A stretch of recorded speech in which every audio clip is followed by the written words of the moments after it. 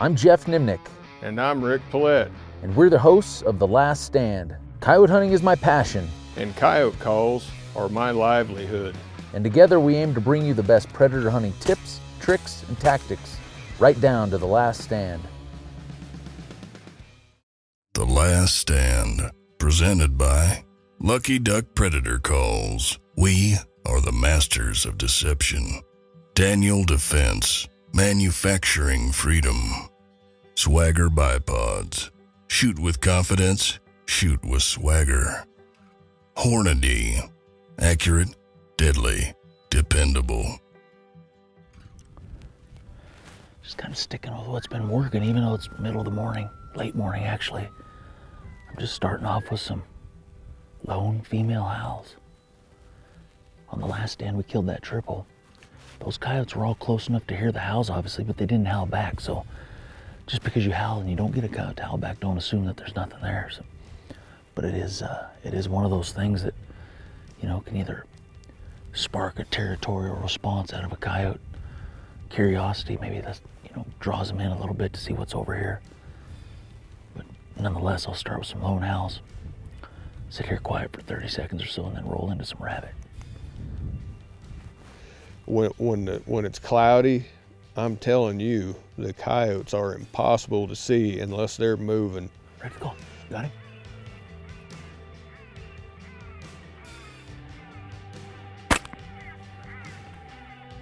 He's hard shot.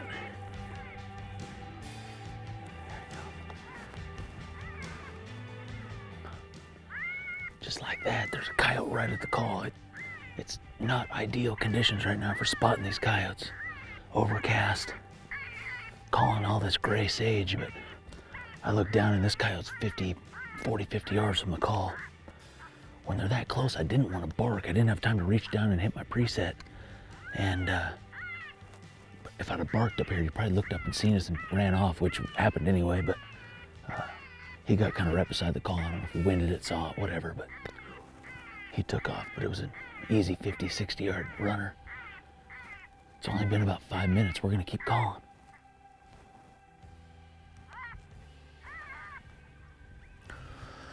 Well, we're letting this stand wind down here before we get up and go get this coyote. As you'll see us when we're sitting on stands, we're always sitting here with our gun on our shoulder.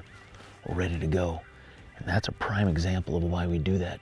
That coyote got in right on us. And if I'd had my gun down like this, you know, that's just that much more movement for me to come up and get on that coyote, for him to see us, pick us out, spot us, whatever, you know, that coyote runs off. So when you see us up here, there's a reason we do this, you know. So over the years, from doing that, taught us, get your gun up in your shoulder and be ready. Because as far as you know, in this stand, we thought we could see really well, catch them out there, but before you know it, you always have a coyote right at the call that you didn't see coming in. What sound was it? That's exactly why Rick named that sound TNT Cottontail, so he could sing the AC/DC song every time walking back to the truck dragging a coyote. Yep, it's Dynamite.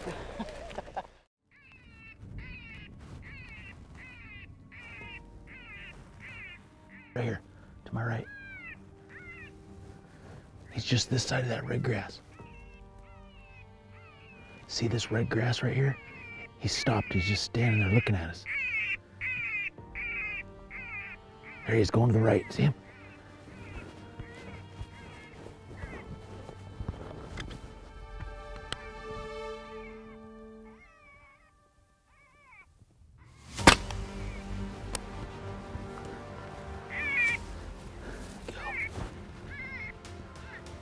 Boy, that coyote was hard to see. About 4 minutes in, he ended up just pegging us. He started to go right for the wind, but he didn't know what we were. Got him to stop, so.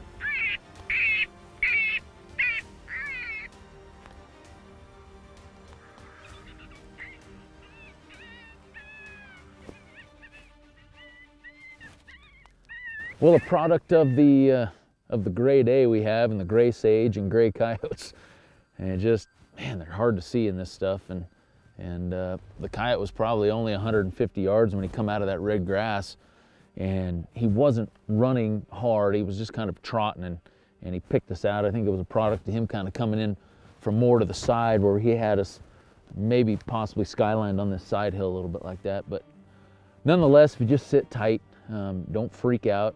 You know, he turned and started going for wind, which gave me a good, 150-yard broadside shot, which is really all you can ask for. So, looked like a nice pale coyote. Let's go check him out.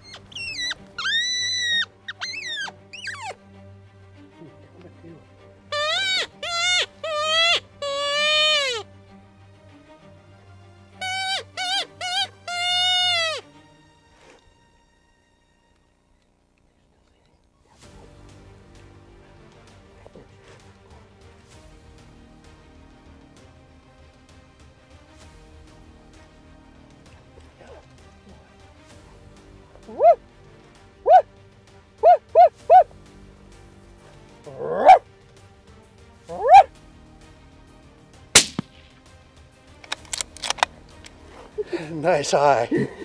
Nice eye. Good job, man. Funny how things work sometimes. Geoff got done calling. He gave us a signal that he's done. I actually was getting up when Max said, "Here comes another one." I don't know how the coyote hadn't seen me, but sure enough, nasty mangy coyote was still coming, so I got on my hand call and started giving some toots to let them know we had another one coming. He was coming right up here. I just took him first shot I got. Nasty mangy thing, but A little pleasant surprise. We've been putting TR on the downwind side with the other camera. I couldn't see him. He was downwind of us, maybe 150 yards. This coyote was actually not far from him, actually. But I come around the hill and there he is walking out to get a coyote right now. So we got a double. well, mange has been around for many years. It's a nasty disease. It's a mite that gets under their skin and kills their hair follicles. Their fur starts falling out. They start scratching and itching on it. It's basically a slow, nasty death sentence for them. So a lot of times they'll freeze to death. It's amazing though, they're usually still pretty smart, and some of the big fat ones that we kill are mangy. They figure out how to find food sources and survive. I mean, the coyote is a survivalist, but the best way to get rid of mange is to kill the ones with mange and stop the spread. I thought he had told me to move forward because we were sitting next to each other and he said something about, no, he's like, no, I meant something or other. And so I got up and he goes, so he was telling me, he's like, no, I was telling you that there could be one right there in the bush or something or other. And then he goes, there's one right there. And I was like, where? And he's like, it's coming. I got down, I was like, where? He's like, right there, coming. And I was like, oh. So I started blowing on my call. You were already done. I was already walking out. And so he was 200 yards down there from that fence. I shot him on this side of the fence after you had done your barks. I'm serious. We still didn't even hear it walking out there. No, we never heard your shot.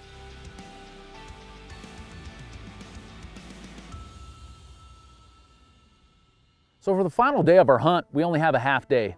And we hook up with some good friends at TR and Rick's, Mark and G, and we're gonna hunt Mark's place. Me and TR been coming out here on Mark's for years, probably late 80s, early 90s, and we got a lot of spots where we know where we like to go and it'd be good filming. And second stand, third day, where we got the wind bad, so every set in the morning we gotta look into the sun. There just ain't no other way to do it.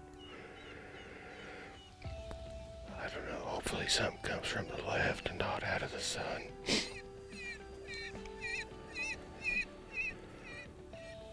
I'm having a little trouble seeing. My glasses are fogging over.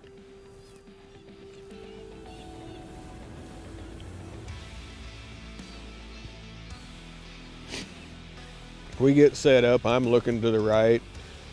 G and TR, they're looking kind of out in front and to the left, and TR's running a call.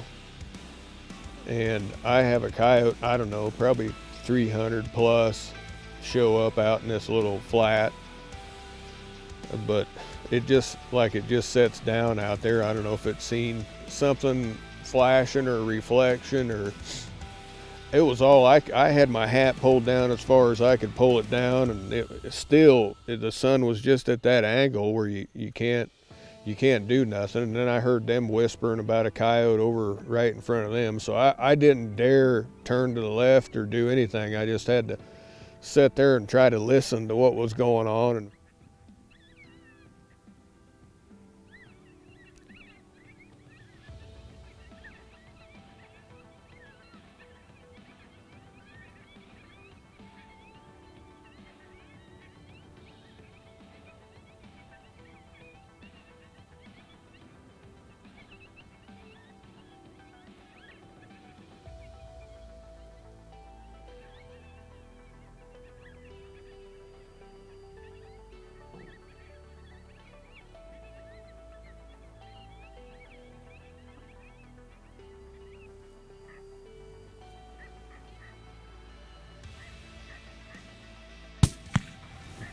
well, we got the wind out here with TR and G and working on the last stand, and the way the wind is, we're having to look into the sun in the morning, or we're trying not to, but there was one popped out over here in this corner and just held up there, and then I heard you guys whispering over here, and there was one over to the right, then to the left, and I don't know when it showed. Was it there for quite a while or what?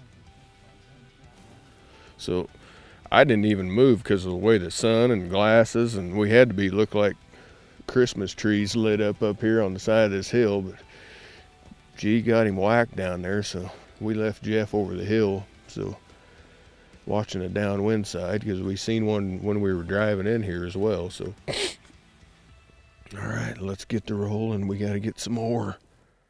So the next spot TR and I decided to go, we've been going to as well for a long time, and it is a big old yellow bottom bowl, just a beautiful filming spot. And TR starts out with Smoke Howl 1, and he let it, I don't know, probably 30 seconds worth, and I see 2 coyotes to the left way up in the yuccas, I mean screaming in. 2 of them.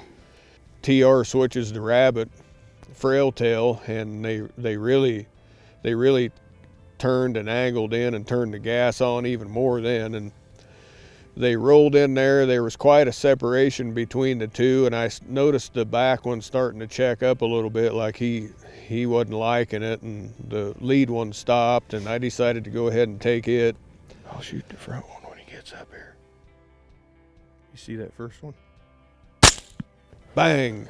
Tipped it over, and then I've been wanting to shoot something running. I know I probably should have let TR keep trying to stop it. He had the barks going, and it thought about stopping, but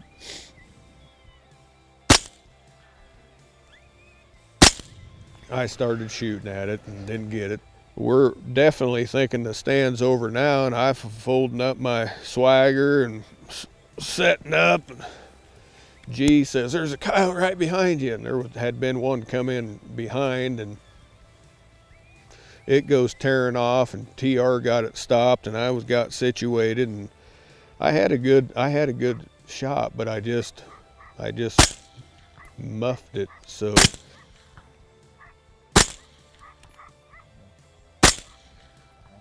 we got set up in here. TR did some smoke howls.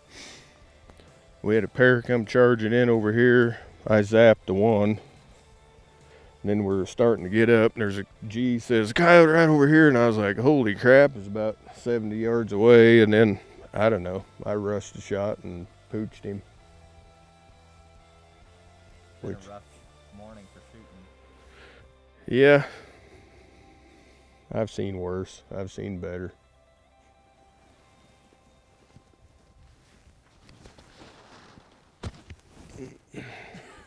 I was wiggling all over. I should have just waited a little bit.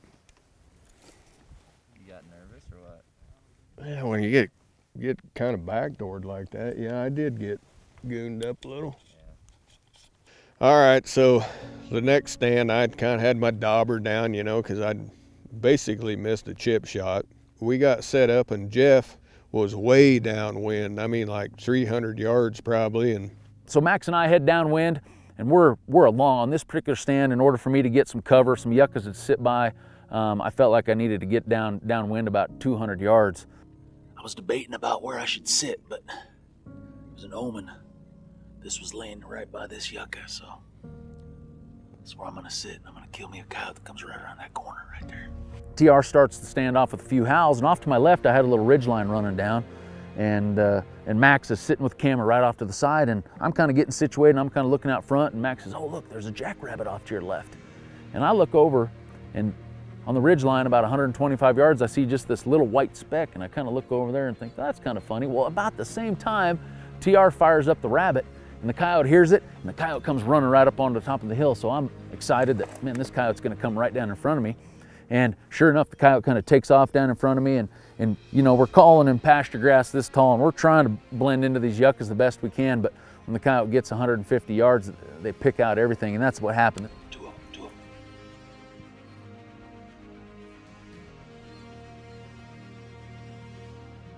I should stop. Whoa!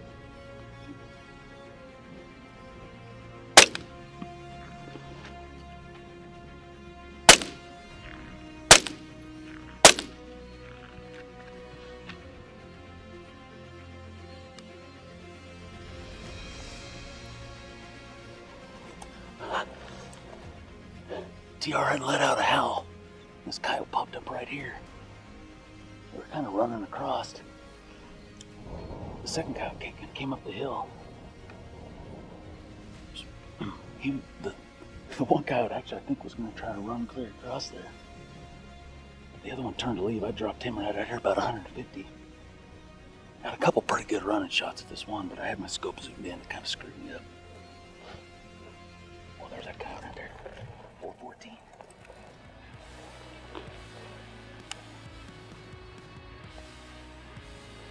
I'm in here. Good. The pup. Here he comes. He's coming back to the pup. Yeah. I'm gonna be patient. TR switched to the pup and he's coming back.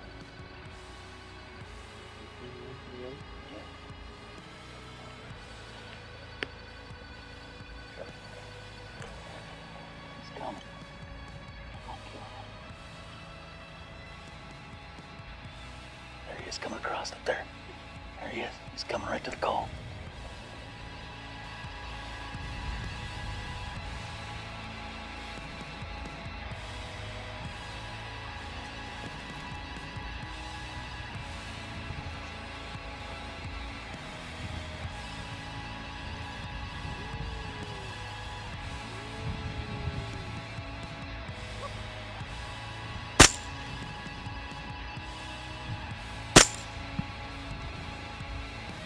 He got him running. I freaking hit one running. Hey, I'm back.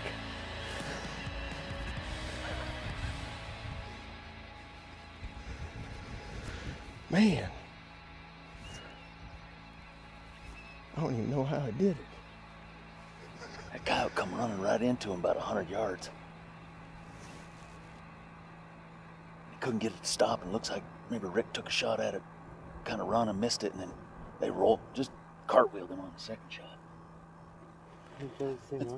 Yeah, that's the same coyote that looped all the way around here. It's pretty awesome. I'm like 250 yards downwind of him. I shoot this coyote, and I got to watch all that unfold. That's pretty sweet. We got us a double down. And we shot him about. Crazy thing is, from my coyote to Rick's coyote, or maybe G might even have rolled that one running. She might have showed Rick what was up. I'll bet you that's 600 yards between our two dead coyotes. He shot his far to the right, I shot mine far to the left. They started off that they were both with each other. Yeah, and they both were right with each other. We ended up finally killing them 600 yards apart. Oh man. Oh man. Man, that thing is beautiful. That might be the palest coyote I ever shot. I was definitely surprised, you know. It takes some special lot of shooting to be able to shoot running coyotes, and I get a few here and there, but I say they're luck. So that coyote was so pale, I'm thinking about getting it mounted, or at least for sure skinned, and I'll have it hanging in my room. Could you guys ever, you never? We saw them on the hill. When I shot 'em. They were there quick. Yeah, so so you let out the howls, and Mac's like, oh, look, there's a jackrabbit over to your left. And I look, and it's just the head of the coyote looking over the hill at us. And I'm like, I'm looking at it for a second, and that was right about the time he hit the rabbit. And it comes, oh, running up, and I'm like, oh. And it starts cutting right across in front of me. And then the second one come up a little lower, and it was down there maybe 100 yards from me. And then it kind of looked up and kind of saw me, and it kind of turned and started to go back down the draw. And the second one stopped right there about 150, and I said, well, I'm just gonna shoot this one. Shot it, and then got 2 shots at that one running down the draw, and it went around the corner. And then you hit the pup, and there it is standing out there at 400, and I'm like, all right, Max, get ready, I'm gonna get it. And then about that time, it starts running up the draw. So it knew I was over there, but it wanted to run clear around over here so it could stay away from me, because it was running hard down there, and then pretty soon it comes straight over the hill at you. We saw it leaving, yeah. And she goes, oh, they're right there. And so then I went to Schoolyard Brawl, and it like, then I was like, it's coming, it's gonna come. And then I was thinking, but I was surprised when I saw it was coming over the hill straight at you guys. Oh, yeah. Couldn't get it stopped. No, I was looking at that. I was watching my binoculars. I was like, please stop. I made a wreck out of the last stand. Well, I just shot a runner on the last stand. We're still out in this wide open stuff. Got some yuccas right here we're backed up into.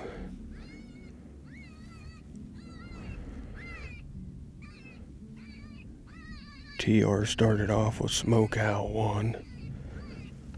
Now he's playing TNT.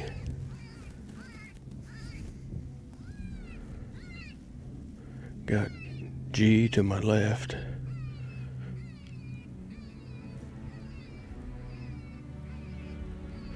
I'm scanning for a coyote.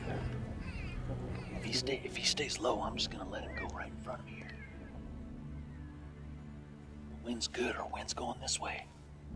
I'm assuming this coyote's gonna keep his path, and I'm gonna let him go right past us, right up to the call.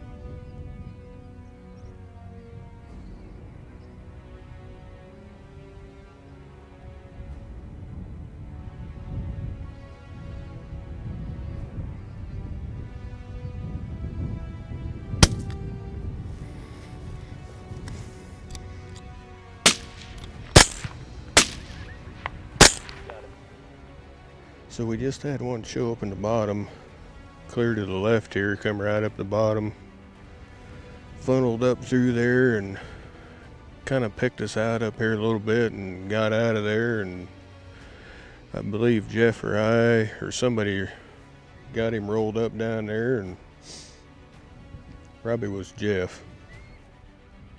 We all know how well I shoot running coyotes. You know, it's always fun coming out here hunting with TR. Already looking forward to coming out next year for our annual trip doing this. And then special thank to the landowners, especially Mark and G, for tagging along with us this morning and showing us around. I love coming out here to the eastern plains of Colorado, especially Mark's. It's probably my most favorite other than around home. Just a spectacular time, awesome ranch, and tons of coyotes.